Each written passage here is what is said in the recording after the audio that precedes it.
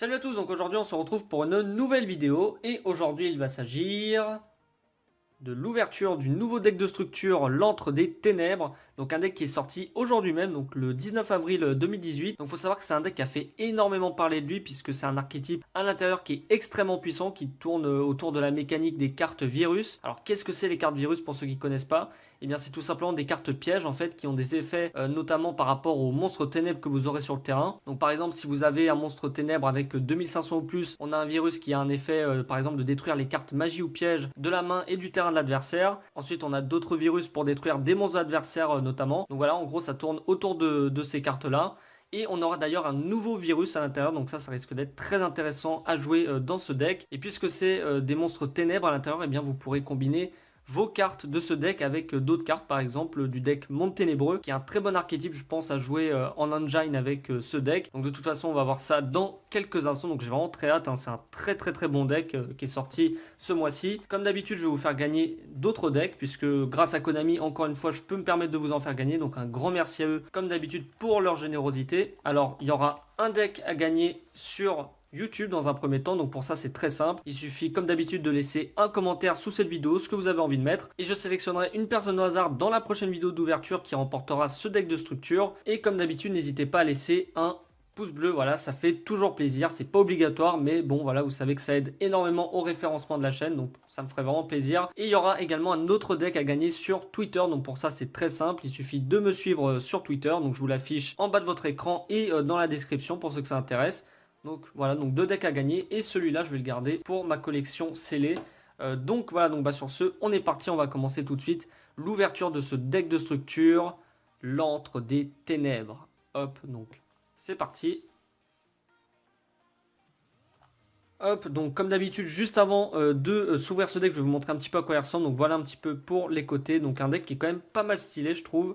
Voilà, donc avec l'Antre des Ténèbres écrit juste ici. Donc un très beau deck de structure, vraiment très stylé avec le monstre. Un nouveau monstre qui d'ailleurs fait référence au monstre Diabolos, roi des abysses, qui est un vieux monstre qui est sorti il y a plusieurs années déjà. Donc je vous montre un petit peu le dos du deck pour voir un petit peu ce qu'on retrouvera à l'intérieur. Donc je vais vous lire ce qui est écrit. Donc de malfaisants seigneurs des ombres au pouvoir incommensurable. Donc ça annonce la couleur, vraiment un très bon deck hein, qui est vraiment très puissant je trouve. Donc alors à l'intérieur de ce deck on aura 36 cartes communes, 3 cartes super rares, 2 cartes ultra rares, un guide d'apprentissage et un tapis de jeu de luxe avec un guide du duel au verso avec des astuces pour vous aider à déployer une stratégie parfaite. Et bien sûr tout ça c'est entièrement compatible avec les cartes que vous possédez déjà. Donc voilà, donc je vous laisse lire la liste pour ceux que ça intéresse. Hein, voilà, donc là c'est toutes les cartes qu'on retrouvera à l'intérieur de ce deck de structure. Ok, donc on est parti, on va s'ouvrir ça tout de suite. Hop, donc c'est parti. Hop, donc déjà on a le tapis et le guide d'apprentissage que je vais vous montrer dans quelques secondes.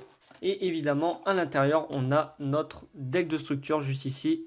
Voilà, donc on va se déballer dans quelques instants. Donc on va commencer tout de suite par le tapis de jeu que je vais vous déplier. Waouh, donc vraiment très stylé. Donc là avec le Diabolos juste au milieu. Là on a l'autre carte qui sera jouée aussi dans le deck x3 je pense, hein, une très bonne carte aussi à jouer. Donc assez sympa, franchement pour un tapis en papier, ça reste quand même assez stylé. Ensuite donc le guide d'apprentissage. Voilà, donc assez sympa aussi. Donc ça, pareil, à garder. Franchement, si vous débutez dans le jeu, parce que je reçois plein de messages en ce moment de gens qui débutent dans le jeu, donc ça fait vraiment plaisir. Donc si vous achetez des decks de structure, n'hésitez pas à les garder. C'est très précieux pour reprendre le jeu et comprendre les règles en 2018. Donc vraiment, gardez-le, c'est très précieux. Et donc, on va passer tout de suite au déballage du deck de structure, l'Antre des Ténèbres. Donc c'est parti. Alors donc on commence tout de suite avec Lilith, Dame de la Lamentation en ultra rare. Donc un très bon monstre qui sera joué comme je disais tout à l'heure x3 au moins dans le deck. Donc une carte démon 2000 d'attaque niveau 3. Donc en fait qui a un effet pour tutoriser les pièges normales depuis le deck. Donc vraiment très puissante puisqu'elle va pouvoir non seulement tutoriser les cartes virus depuis le deck, mais en plus on a d'autres pièges normales hein, qui existent puisqu'en gros elle tutorise des pièges normales. Donc par exemple la trappe sans fond, la carte à force égale qui est une très bonne carte actuellement à jouer dans pas mal de decks, hein, qui est excellente. Donc une très bonne carte hein, vraiment à jouer dans le deck hein, sans se poser de questions. Ensuite on a Diabolos des Ténèbres, Seigneur de l'Antre en ultra rare également. Donc un monstre ténèbres de niveau 8, 3000 d'attaque, 2000 de défense, donc lui qui a un effet aussi qui est assez sympa. Donc cette carte, il faut savoir qu'elle ne peut pas être sacrifiée, donc par exemple votre adversaire ne peut pas faire de kaiju sur cette carte, donc ça c'est très intéressant. Et elle ne peut pas être ciblée par des effets de carte, donc ça c'est vraiment génial. Et elle a deux effets, donc je vous laisse les lire pour ceux que ça intéresse. Donc Une bonne carte aussi qui sera peut-être jouée x2 ou x3, ça dépend des decklists. Ensuite, on a Arima, la garde malfaisant super rare, un monstre de niveau 4, 1700 d'attaque, démon. Donc ça, c'est une très bonne carte puisqu'elle va pouvoir tutoriser la magie de terrain depuis le deck. Donc ça, c'est vraiment très utile. Et ensuite, elle a un autre effet également que je vous laisse lire pour ceux que ça intéresse. Donc ça sera pareil, une carte à jouer x3, puisque c'est une très bonne carte de tuto. Et évidemment, dans Yu-Gi-Oh!, toutes les cartes qui permettent de faire du card advantage, il faut les jouer. Ensuite, en magie de terrain, donc on a l'antre des ténèbres. Donc que vous pourrez tutoriser avec la carte qu'on a vue précédemment. Donc tous les monstres face recto sur le terrain deviennent ténèbres. Donc une fois par tour, si vous allez sacrifier un monstre que vous contrôlez pour activer un effet de carte, vous pouvez sacrifier un monstre ténèbres contrôlé par votre adversaire, même si vous ne le contrôlez pas. Donc ça, c'est vraiment excellent, notamment pour les effets des cartes virus, donc qu'on verra sûrement dans quelques instants. Donc une fois par tour, durant la end phase, invoquez spécialement autant de jetons du tourment, démon ténèbres niveau 3, 1000 d'attaque, 1000 de défense que possible sur le terrain du joueur du tour en position de défense, inférieur ou égal au nombre de monstres sacrifiés ce tour, tant que cette carte était face recto. C'est un peu long à lire, mais c'est très très fort, vraiment à jouer x3 dans le deck aussi. Ensuite, on a la nouvelle carte virus, donc virus tombe s'oriente, donc une très bonne carte. Donc sacrifier un monstre ténèbres avec maximum 3000 points d'attaque. Notre adversaire détruit une carte de son choix dans sa main ou deck pour chaque 500 d'attaque que le monstre avait sur le terrain. Assez sympa franchement, c'est très sympa, donc je vous laisse lire le reste, voilà, parce que bon, je vais pas vous lire tous les effets. Donc en super rare, vraiment très sympa comme carte, j'aime beaucoup le design de cette carte. Ensuite, donc on a en commune Duc Shad, le Seigneur des Ombres sinistre, donc un monstre de niveau 4, démon également. 500 d'attaque, 2000 de défense, pas mal. Ensuite, le Diabolos Roi des Abysses, donc qui est clairement une référence à ce monstre. Voilà, donc les deux se ressemblent un petit peu, c'est normal. Sauf que celui-là est plus d'actualité, il est un petit peu plus puissant. Hop, donc 2800 points d'attaque, 1000 de défense. Monstre dragon, assez stylé. Ensuite, on a Seigneur Lich, Roi des Enfers. Ok, donc 2400 d'attaque, 1000 de défense. Un monstre zombie, je vous laisse lire l'effet si ça vous intéresse. Hop. Ensuite, donc Prométhée, Roi des Ombres. Donc ça, c'est pas une carte exceptionnelle, mais bon, pourquoi pas la jouer dans certaines decklists un peu plus fun. Ensuite, on a l'Empereur Arc-Démon, le premier seigneur de l'horreur. Ça, c'était une bonne carte, notamment dans le deck Arc-Démon, qui était joué il y a quelques années, qui l'est un peu moins maintenant, mais bon, ça peut être toujours sympa. Par exemple, combiner l'archétype présent dans ce deck avec l'archétype Arc-Démon, ça peut être quelque chose d'intéressant, je pense. Caius, le méga monarque. Donc ça fait vraiment plaisir de le revoir réédité en commune. Donc un monstre qui était joué parfois dans le deck monarque, ça dépend des versions. Ensuite, on a Maju Garzette légendaire, donc un monstre qui a un effet assez intéressant, je trouve. Donc ni invocable normalement, ni posable normalement, uniquement invocable spécialement depuis votre main, en sacrifiant tous les monstres que vous contrôlez. L'attaque de cette carte devient la somme des attaques d'origine des monstres sacrifiés. Si cette carte attaque un monstre en position de défense, infligez des dommages de combat perçants. Donc c'est une carte qui se jouait notamment à un moment dans le deck hiératique, dans certaines versions, puisque les hiératiques ont des effets lorsqu'ils sont sacrifiés. Ensuite, donc on a le démon de la vanité.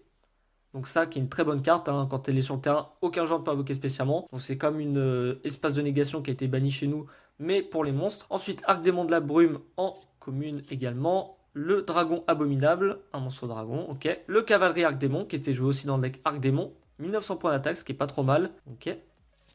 Ensuite, on a le Patrouilleur Stygien qui a été édité en super rare et en secret rare avant d'être en commune. Donc ça fait vraiment plaisir de le revoir, parce que c'est quand même une très vieille carte, on va pas se le cacher. Fantôme du Chaos qui est réédité également. Le Loup de la Peste, qui n'est pas une carte exceptionnelle, mais bon, ça fait toujours plaisir de la revoir. Guerrier Rhino Démoniaque, qui est une carte qui est jouée dans le deck Burning Abyss. Pourquoi pas la jouer dans ce deck, à voir. Ensuite, on a le Courribandit, donc qui est une carte aussi très sympa, je trouve. Donc, qui a un effet assez intéressant, ok. Le Guide des Enfers, pareil, qui est joué dans le deck Burning Abyss, que vous pouvez jouer également dans ce deck, ça dépend encore une fois de la version que vous allez jouer en fait de ce deck, parce qu'il y aura plusieurs versions, je pense.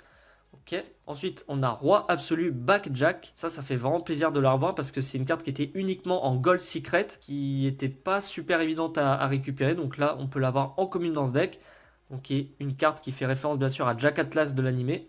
Enfin, je pense, avec la coupe de cheveux, on dirait un petit peu.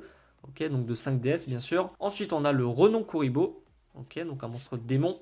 Ensuite, on passe aux magies. Donc, Cauchemar récurrent. Ciblez 2 monstres ténèbres avec 0 de défense dans votre cimetière. Ajoutez-les à votre main. Pourquoi pas, ça peut être intéressant pour faire du CA. Invitation des ténèbres, classique dans tous les decks ténèbres, il faut la jouer cette carte. Destruction de main en magie rapide, ok. Objet de sacrifice inutile, qui avait été édité en secret rare 2 fois.